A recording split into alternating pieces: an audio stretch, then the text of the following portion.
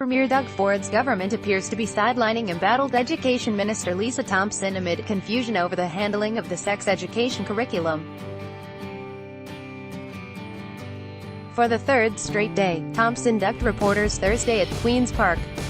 Education Minister Lisa Thompson, shown Tuesday in the Ontario legislature, did not respond Wednesday to opposition queries on why the Progressive Conservatives are scrapping the updated sex education syllabus. Andrew Francis Wallace, Toronto Star file photo. While the Education Minister was in the legislature for the daily question period, it was left to Deputy Premier Christine Elliott to respond to opposition queries on why the Progressive Conservatives are scrapping the updated sex education syllabus.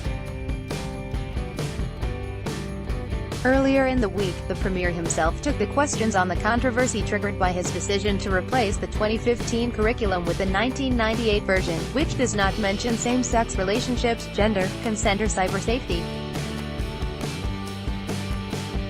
Opposition parties expressed concern at the Tories shielding Thompson from the media.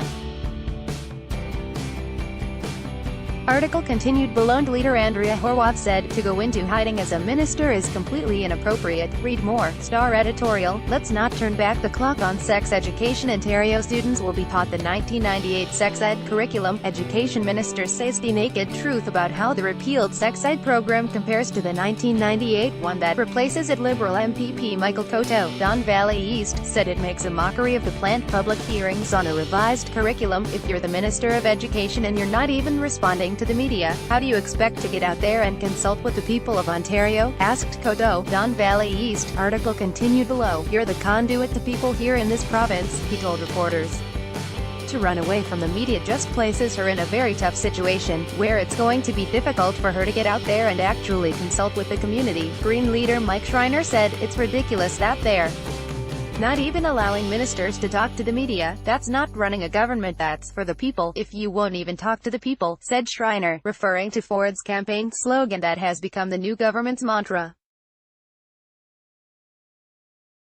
"They're moving back to the last century when it comes to sex ed, and the minister obviously isn't answering questions that are satisfactory to people," he said.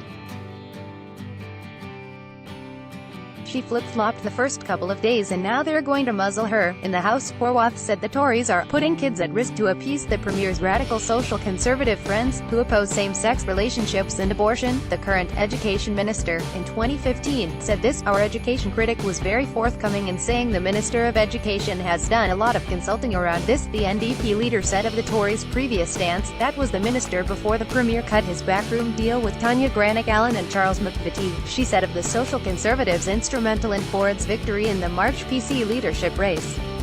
Elliott, who finished second in that contest, stressed the government is merely acting upon the wishes of parents for more consultation, not questioning the content of the 2015 syllabus. "They were concerned about the age that children were being taught about certain subjects," said the Deputy Premier. "We want to conduct a full public consultation with parents to make sure that we understand what parents are comfortable with having their children learning in schools and to make sure that we update it to deal with all of the issues that they need to learn about." Meanwhile,